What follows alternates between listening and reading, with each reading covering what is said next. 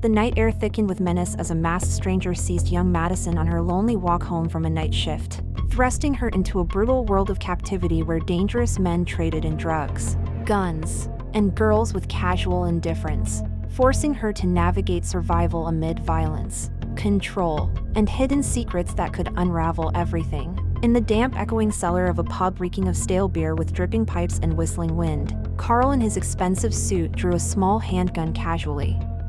He confronted terrified Dylan, whose friend had not shown, explaining most boys learned from mistakes, but Dylan would not because of his father's unforgivable actions involving her.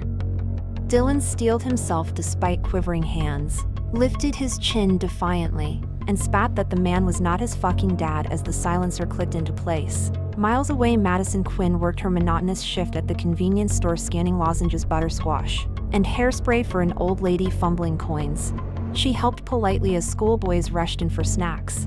Near closing, the curly-haired stranger with mossy green eyes ordered 20 Marlboro and a Coke, his gaze briefly on her spare Terra name badge before paying and leaving without words. Clocking out, Madison walked home, the neighbor's black cat brushing her shins for comfort before she found another overdue bill.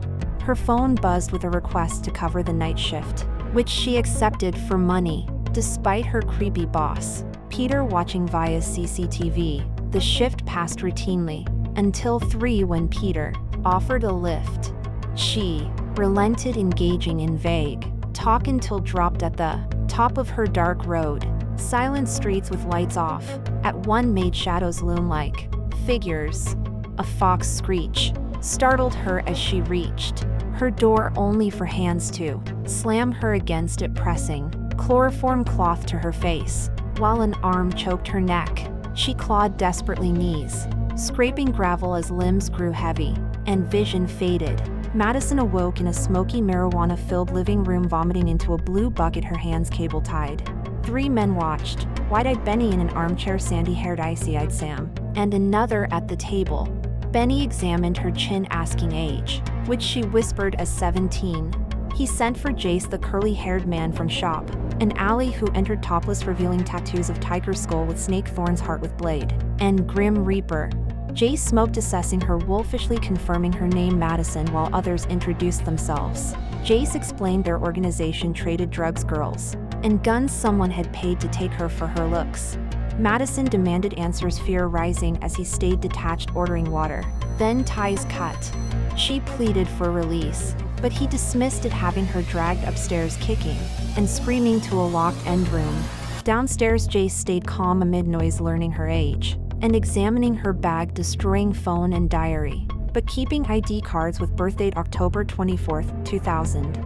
He reflected on his mistake, letting her slip in the alley before resolving not to repeat it, knowing most girls adapted through fear or tools. Next day, Jase ordered Madison shower, shave legs, wash hair for evening guests at a showing.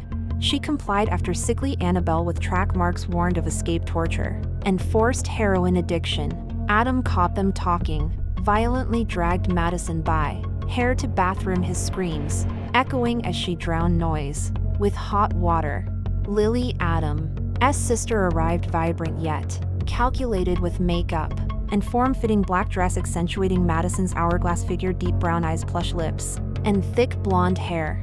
Lily explained rules: no swearing, excess drink or smoke, while Madison vented outrage, but accepted hug and advice to keep head down, observe, and survive. At the party, Madison hesitated on stairs, arms crossed protectively over exposed skin. Jack slid arm around waist, whispering, vulgarly revolting her, prompting sharp pull away. Jase intervened, explaining she was new. Later, Charlie pinned her, groping under dress until Madison headbutt him, crunching nose in blood spray. Benny bellowed chaos, but Jase wrenched her upstairs amid her panicked apologies and vomiting from drinks on empty stomach. He provided cold flannel, cleaned her, warned of dangers, noting Charlie broke rules first.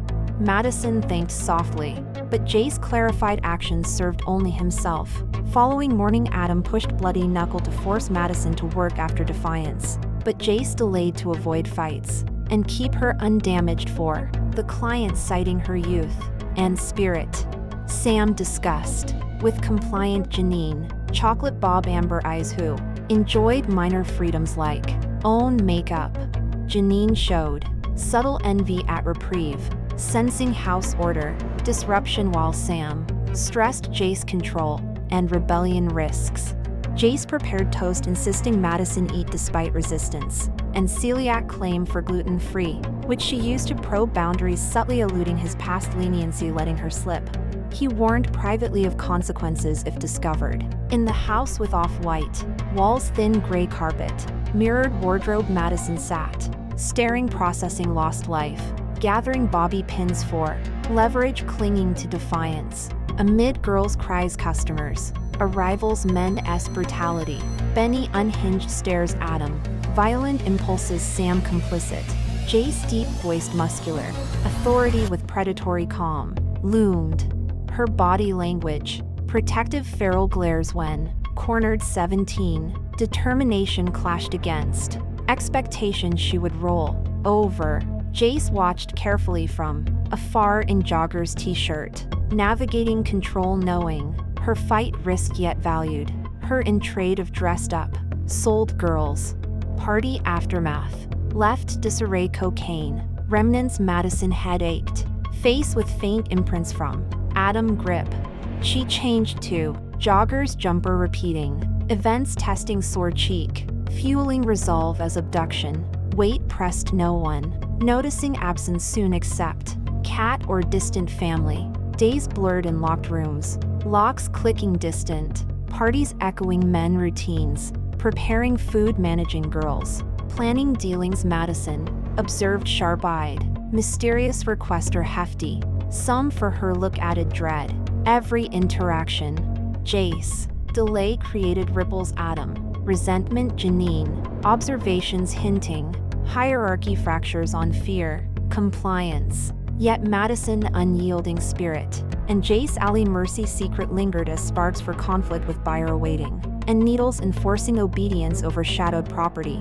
As house settled uneasy quiet after showing unseen forces tighten Madison fate, Jase hidden mistake poised surface, buyer identity casting long dangerous shadow promising darker trials ahead.